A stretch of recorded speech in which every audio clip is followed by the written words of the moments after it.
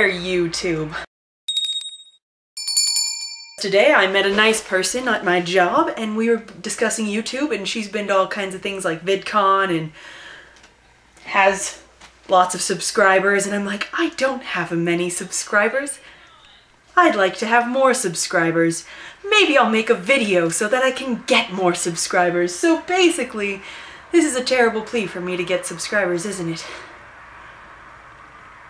Yeah.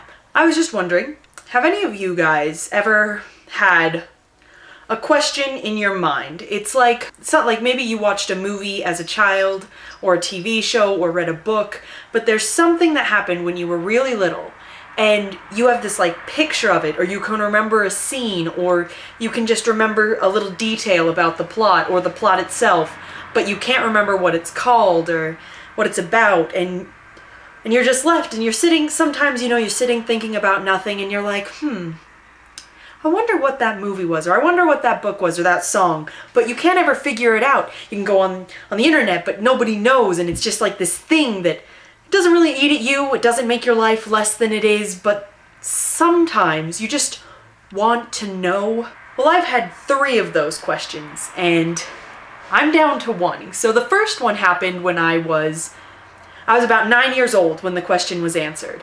I had this image in my head of a movie I'd seen when I was about 2 years old. I just remember there being a room, and the room was fake, and this girl tried to be in it, but the room ended up being destroyed because it was fake. This is a cat that I'm going to hold. Come here.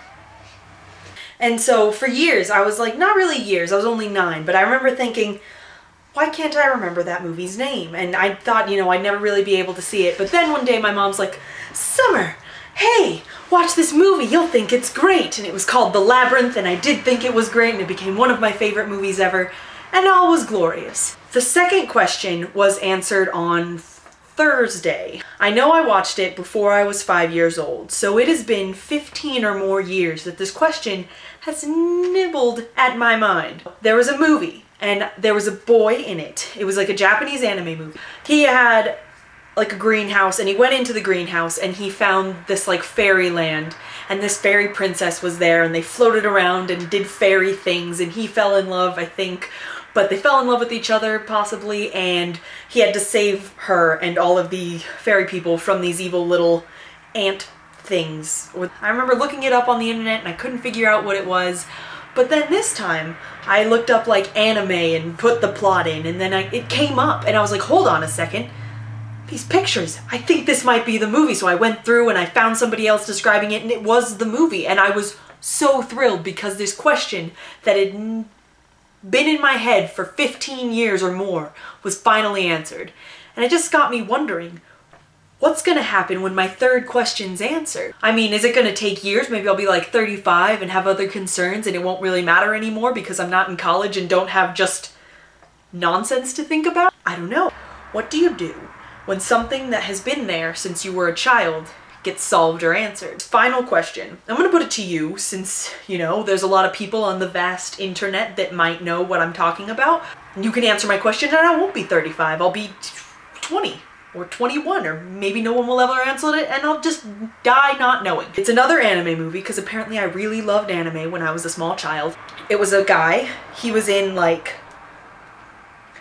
black armor, if I can remember correctly. He was like black armor and he had a helmet on and he was striding purposefully down a hallway off to marry some princess who didn't want to marry him, and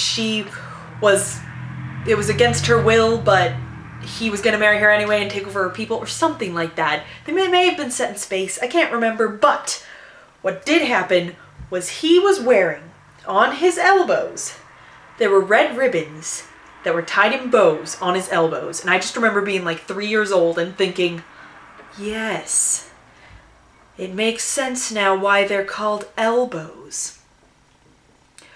And for some reason that logic worked for me. I don't know how I'm ever gonna find him, because when you Google guys in black armor, you know, anime guys, and it doesn't really come up. If you have the answer, you think you might know who I'm talking about, or you feel like you're bored and you want to go on a YouTube person's quest, I mean, I have a holy grail. I won't be sending it to you, but I could send you a picture of it. And if you know or you find who this guy is, he's a Japanese anime villain in black armor with red ribbons on his elbows. And you'll be doing me a favor, because my final question in life that I've had since I was like a child, a little baby, will be answered. And I'll have to think of new questions to ponder, but it won't be the same. Have a great day. Jesus loves you, and peace off, YouTube. Peace out, or peace. Just I'm stealing people's words. Okay.